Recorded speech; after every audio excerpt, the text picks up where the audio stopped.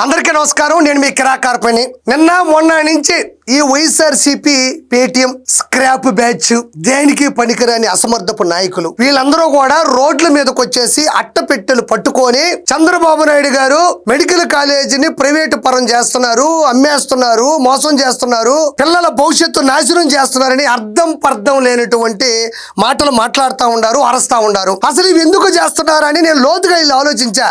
ఏమీలే, YV Subbareddy, మాజీ EO Dharmareddy, Jaganmohan Reddy వీళ్ళందరూ కూడా లడ్డులో కల్తీ చేసినటువంటి నెయ్యి ఏవైతే షెల్ కంపెనీస్ ఉన్నాయో, ఏవైతే ఈ బోలే బాబా లాంటి ఎయిర్ డైరీస్ లాంటి కంపెనీలు ఉన్నాయో వాటి ద్వారా 1% కూడా ఒరిజినల్ నెయ్యిని ఉత్పత్తి చేయకుండా పూర్తి రసాయనాలతో తయారు చేసిన నెయ్యిని ఉత్పత్తి చేసి లడ్డు ప్రసాదాన్ని తయారు చేసి ప్రపంచ జనాలకు పంచారు. కాబట్టి ఏదైతే ప్రత్యేకమైన సిట్టు బృందం దాన్ని కనిపెట్టి పూర్తి మోసం చేశారని బయట తెలిసిన తర్వాత వీళ్ళని అరెస్ట్ చేస్తారనే భయంతోనో లేదంటే ఆ వార్తని గాలికి వదిలేసేలాగా, తప్పు పట్టేలాగా, మర్చిపోయే విధంగా ఈ అట్ట పెట్టెలు పట్టుకొని గట్టిగా అరుస్తున్నారు. దాంతోపాటు 14-15 తారీఖులో కూడా CII అంటే ప్రపంచవ్యాప్తంగా ఉండేటువంటి పరిశ్రమల్ని కూడా పెట్టుబడుల ఒప్పందం కోసం విశాఖపట్నంకి వస్తున్నాయి. ఇవి తట్టుకోలేక ఒక పక్క అరెస్టులు, ఒక పక్క చేసిన పాపాలు, ఇంకొక పక్క ప్రజల పాలిట వరాలు, ఇవి రెండూ తట్టుకోలేనటువంటి వైఎస్ఆర్సీపీ పేటిఎం డాగ్స్ వీళ్ళందరూ కూడా అరవడం మొదలెడుతున్నారు. కానీ కొండకి ఎంత తేడా ఉంటుంది? ఒక రాయి తీసుకొని కొడితే కొండ పగిలిపోతుంది, కొండ మీద విసిరితే ఎక్కడ పడుతుందో కూడా తెలియదు. చంద్రబాబు నాయుడు గారు లాంటి మహోన్నతమైన వ్యక్తి మీద ఒక రాయి విసిరిస్తే పగులుతుందా? లేదు కదా. ప్రజలు కూడా చదువుకుంటున్నారు, వాళ్ళ దగ్గర ఇంటర్నెట్ ఉంటుంది, వాళ్ళు ఎక్కడ ఉన్నా కూడా ప్రతి విషయాన్ని కూలంకుషంగా తెలుసుకుంటారు. అయితే చంద్రబాబు నాయుడు గారు చెప్పినటువంటి పద్ధతి ఏంటంటే, ప్రాసెస్ ఏంటంటే, ప్రోగ్రెస్ ఏంటంటే P3 పద్ధతి. నేను మెడికల్ కాలేజెస్ని, మన ఆంధ్రప్రదేశ్లో ఉండే మెడికల్ కాలేజెస్ని P3 విధానం ద్వారా, పబ్లిక్ ప్రైవేట్ పార్ట్నర్షిప్ విధానం ద్వారా ఈ కాలేజీల్ని వాళ్ళ అనుసంధానంతో పైకి తీసుకొస్తాను. అతి త్వరగా ఈ కాలేజీలు ఫినిష్ అయిపోయి మంచి టెక్నికల్తో దాంతోపాటు కార్పొరేట్ స్థాయిలో కూడా నిర్మించి 10 మందికి ఉపాధి కల్పిస్తానని చెప్పాడు. ఈ P3 గురించి అంటే P3 అంటే జగన్మోహన్ రెడ్డి భాషలో పగ, ప్రతీకారం, ప్రాణాలు తీయడం. మళ్ళీ A3 ఒకటి ఉంది, అవినీతి, అక్రమం, అన్యాయం. ఇలాంటి వ్యక్తులకి దాని గురించి ఏం తెలుస్తుంది? కాబట్టి అసలు P3 అంటే ఏంటి? ప్రైవేటు వాళ్ళకి చంద్రబాబు నాయుడు గారు అమ్మేస్తున్నారా, లేదంటే ప్రైవేటీకరణ చేయడం వల్ల ప్రజలకు ఉపయోగపడుతుందా లేదా అనేది నేను చాలా కూలంకుషంగా ప్రపంచవ్యాప్తంగా ఉన్న ప్రతి ప్రూఫ్ని మీ ముందు పెట్టే ప్రయత్నం చేస్తాను. ఒకసారి చూద్దాం. ఇక్కడ చూడండి, P3 పబ్లిక్ ప్రైవేట్ పార్ట్నర్షిప్. ఈ పద్ధతిలో ప్రైవేటు వాళ్ళతో మనం ఒప్పందం కుదుర్చుకునేటప్పుడు వాళ్ళు చేసేటువంటి పరిస్థితులు ఏముంటాయంటే, ఫస్ట్ డిజైన్, ఏ మెడికల్ కాలేజ్ అయితే ఉందో దాన్ని ఎలాంటి డిజైన్లో మనం నిర్మించబోతున్నాం, దాని స్ట్రక్చర్ ఎలా ఉంటుంది, దాని ఆర్కిటెక్చర్ ఎలా ఉంటుందని మన ప్రభుత్వంతో వాళ్ళు కూర్చొని అంతా ఓకే అయిన తర్వాత, ఆమోదం తెలిపిన తర్వాత, పర్ఫెక్ట్ అయిన తర్వాత వాళ్ళు బిల్డ్ అంటే దాని నిర్మాణాన్ని మొదలెడతారు. ఏది మొదట పేపర్ మీద ఏదైతే స్ట్రక్చర్ ఉందో దాని నిర్మాణం మొదలెడతారు. దాని నిర్మాణానికి అవసరమైనటువంటి ఫైనాన్స్ డబ్బులు కూడా వాళ్ళే పెడతారు. పెట్టిన తర్వాత ఆపరేట్, ఏదైతే ప్రైవేటీకరణ అని వీళ్ళు లబోదిబోం అంటున్నారో వాళ్ళు P3లో పబ్లిక్ ప్రైవేట్ పార్ట్నర్షిప్ విధానంలో ఎవరైతే దాన్ని బిల్డ్ చేస్తున్నారో, ఎవరైతే ఫైనాన్స్ చేస్తున్నారో వాళ్ళు దాన్ని జస్ట్ మెయింటెనెన్స్ చేస్తారు, మెయింటైన్ చేస్తారు. దాన్ని ఆపరేట్ అంటారు. కొన్ని సంవత్సరాల తర్వాత, అది 30 సంవత్సరాల 40 సంవత్సరాల అనేది మనం ఏదైతే గవర్నమెంట్ అగ్రిమెంట్ చేసుకుంటుందో అధికారికంగా, దాని ద్వారా అన్ని సంవత్సరాల తర్వాత వాళ్ళు ఉన్నపలంగా మొత్తం దీని అంతటిని తీసుకొచ్చి ప్రభుత్వం చేతులు పెట్టి వాళ్ళు వెళ్ళిపోవడం జరుగుతుంది. అయితే ఫస్ట్ డిజైన్, స్ట్రక్చర్, బిల్డ్ నిర్మించడం, తర్వాత ఫైనాన్స్ డబ్బులు ఖర్చు పెట్టడం, తర్వాత ఆపరేట్ నిర్వహించడం, ట్రాన్స్ఫర్ అక్కడి నుంచి బదిలీ అప్పచెప్పి వెళ్ళిపోవడం జరుగుతుంది. ఈ విభాగంలో ఫర్ ఎగ్జాంపుల్ ఉదాహరణ చెప్తాను చూడండి. ఇక్కడ మనం గమనించినట్లయితే ఢిల్లీలో ఉండేటువంటి ఇందిరాగాంధీ ఇంటర్నేషనల్ ఎయిర్పోర్ట్ కావచ్చు, హైదరాబాద్లో ఉండేటువంటి రాజీవ్ గాంధీ ఇంటర్నేషనల్ ఎయిర్పోర్ట్ కావచ్చు, గోవాలో ఉండే ఇంటర్నేషనల్ ఎయిర్పోర్ట్ కావచ్చు, నాగపూర్లో ఉండే ఇంటర్నేషనల్ ఎయిర్పోర్ట్ కూడా పబ్లిక్ ప్రైవేట్ పార్ట్నర్షిప్ విభాగం నుంచే మొదలైంది. ఇప్పుడు ఫర్ ఎగ్జాంపుల్ హైదరాబాద్లో ఉండే Rajiv Gandhi international airport GMR గారు గంధి మల్లికార్జునరావు గ్రూప్స్ సంస్థ ద్వారా దాన్ని కట్టడం జరిగింది. అంటే ఎయిర్పోర్ట్ అనేది ప్రైవేట్ కాదుగా. ఎయిర్పోర్ట్ నేనున్నాను, మా నాయన పేరు వెంకటాద్రి నాయుడు ఎయిర్పోర్ట్ని కట్టేస్తా. ఇంటర్నేషనల్ ఎయిర్పోర్ట్ నుంచి వచ్చే ఫ్లైట్లన్నీ నా గుమ్మం ముందో నా ఇంటి ముందో దిగుతాయా? దిగవు కదా. దానికి మన సెంట్రల్ గవర్నమెంట్ ఆమోదం ఉండాలి. అది నిజంగా ఎయిర్పోర్ట్ అని తెలియాలి. దానికి సిగ్నల్స్ ఇవ్వాలి. అది కరెక్ట్, అందరికీ తెలిసిందే. దాంతోపాటు అదే గంది మల్లికార్జున రావు గారు నేను ఎయిర్పోర్ట్ని కట్టాను, మా నలుగురు సంబంధించిన బంధువులు ఉన్నారు, వాళ్ళు ప్రపంచంలో 4 దేశాలకు వెళ్ళాలనుకుంటున్నారు, వాళ్ళకి ఇంకా వీసా రాలేదంటే ఒప్పుకోరుగా. పూర్తి స్థాయిలో సెంట్రల్ గవర్నమెంట్ ఆధీనంలో అధికారుల చేత, సెక్యూరిటీ చేత, పూర్తి చెకప్ చేత బంధించబడి ఉంటుంది. జస్ట్ దాని మెయింటెనెన్స్ మాత్రం వాళ్ళు చూసుకుంటే పూర్తి స్థాయి అధికారికంగా మొత్తం చూసుకునేది గవర్నమెంట్. ఫర్ ఎగ్జాంపుల్ ఇక్కడ చూడండి, ఇక్కడ నేనేం కొట్టానంటే P3 model metro stations in India. Medical కాలేజీల గురించి మళ్ళీ వస్తా. అసలు P3 పద్ధతి ఒక్క ఆంధ్రప్రదేశ్లోనే బాబు గారే ప్రజల్ని మోసం చేస్తున్నాడా, ప్రపంచవ్యాప్తంగా ఈ P3 మోడల్ ఉందా లేదో ఒకసారి చూద్దాం. చూడండి, ఇది చాట్ జీపీటీ. ఇది నేను క్రియేట్ చేసింది కాదు. ఈ మధ్య కాలంలో ట్రెండింగ్లో ఉంది, వైరల్ అవుతుంది. ఏ నిజాలు కావాలన్నా, ఏ మ్యాటర్ కావాలన్నా ఇమ్మీడియట్లీ చాట్ జీపీటీలోకి మీకు కావాల్సింది కొడితే వచ్చేస్తుంది. చూడండి, P3 model metro stations in India. మీరు కూడా కొట్టండి, చూడండి ఎన్ని వచ్చాయో.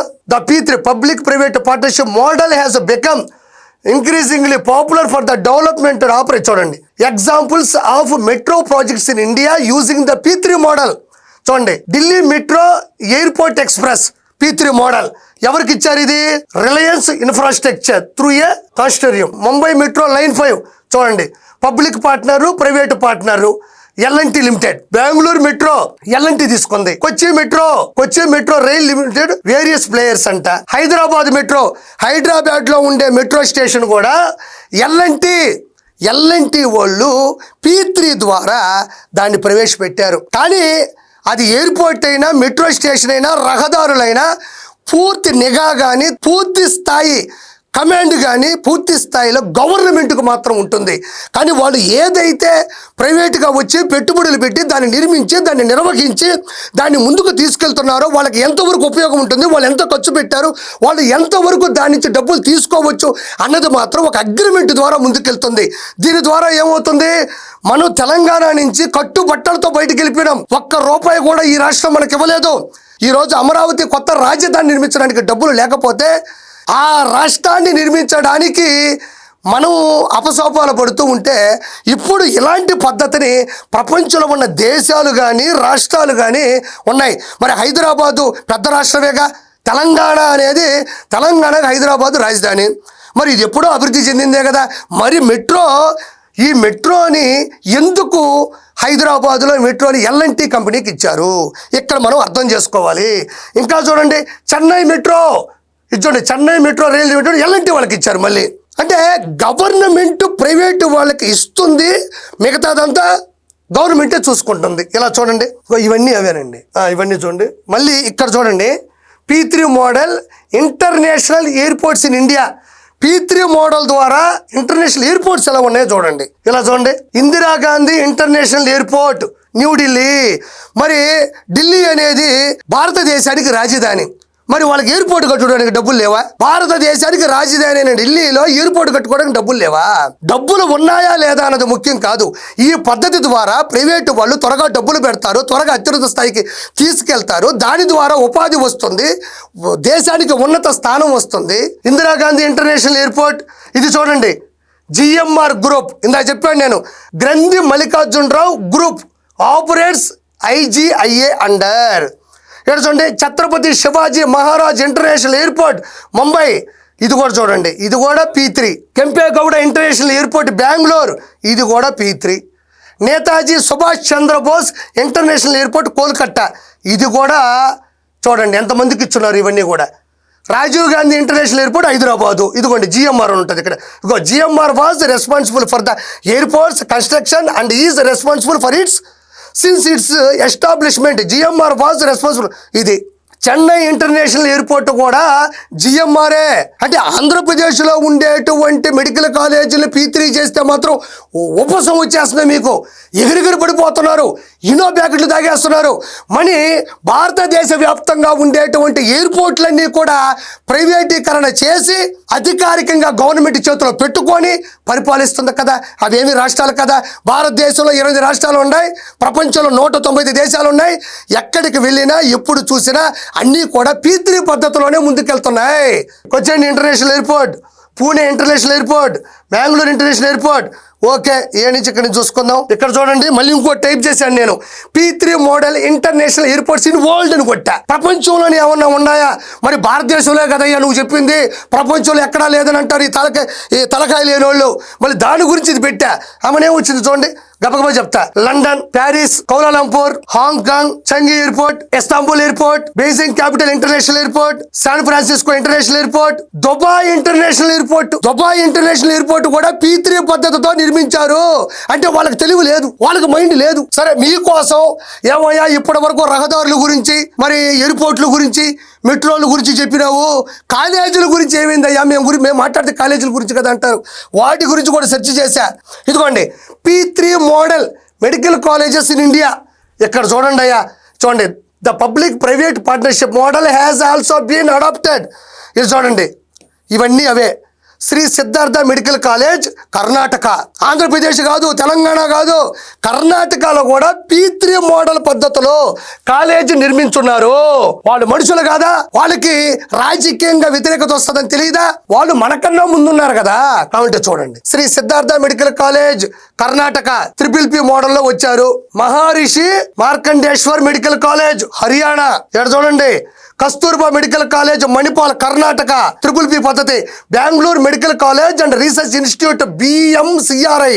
చూడండి, Narayana medical college Nellore P3 పద్ధతి. Doctor DY Patil medical college Pune. చూడండి, Shri Ramachandra medical college and research institute Chennai Tamil Nadu. Tirthankar Mahaveer medical college Uttar Pradesh. Shri Gokulam medical college Trivandrum. ఇంకా భారతదేశ వ్యాప్తంగా మెడికల్ కాలేజీలన్నీ కూడా P3 పద్ధతిలో ఉన్నాయి. దొంగల్లారా చూడండి, చెరిపేస్తే చరిత్ర చెరిగిపోదు. చంద్రబాబు నాయుడు గారు ఆ రోజుల్లో ముళ్ళ పొదల్లో చిక్కుకున్న ప్రాంతాన్ని సైబరాబాద్ గా తీర్చిదిద్ది ఈరోజు కోట్ల మందికి జీవనాధారంగా ఎలా నిలబడ్డాడో, ఈ పద్ధతి కూడా అదేంట్రా మూర్ఖులారా. ఈ చాట్ జీపీటీకి వెళ్ళి నేను ఏదైతే ఈ వీడియోలో చెప్పానో దాన్ని చూడండి. ప్రైవేట్ అంటే ప్రైవేట్ వాళ్ళకి ఇచ్చేయడం కాదు, వాళ్ళు నిర్మిస్తారు, నిర్వహిస్తారు, తిరిగి అప్పగిస్తారు. మధ్యలో వాళ్ళు ఎంత ఖర్చు పెట్టారో న్యాయంగా నిబద్ధతగా వాళ్ళకి ఎంత వాళ్ళు తీసుకుంటారు. అంతేగాని ఒక మెడికల్ కాలేజ్ వాళ్ళు కట్టారు కదా అని వాళ్ళ అమ్మమ్మ పిల్లకాయలకో, చిన్నమ్మ పిల్లకాయలకో, పెద్దమ్మ పిల్లకాయలకో, వాళ్ళ బంధువులకో ఊరికే ఫ్రీ సీట్లు ఇవ్వరు. అక్కడ ఉన్న ప్రతి డిపార్ట్మెంటు అధికారులు, అక్కడ పనిచేసే వాళ్ళు, ప్రశ్నించే వాళ్ళు, పూర్తి సీసీ కెమెరా నిఘా అంతా గవర్నమెంట్ చేతిలో ఉంటుంది.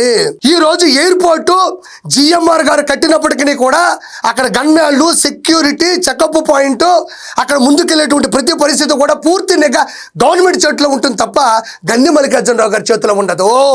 త్వరగా పెట్టుబడులు పెడతారు, త్వరగా ముందుకెళ్తాది, త్వరగా ఉపాధి వస్తుంది, త్వరగా ఉన్నత స్థానానికి వెళ్తామని చెబుతున్నారా మనుషులారా? ఇగో ఇవన్నీ అవే ఎత్తుక్కోండి. P3 public private partnership. అంతేగాని పగ, ప్రతీకారం, ప్రాణాలు తీయడం కాదు. Thank you so much.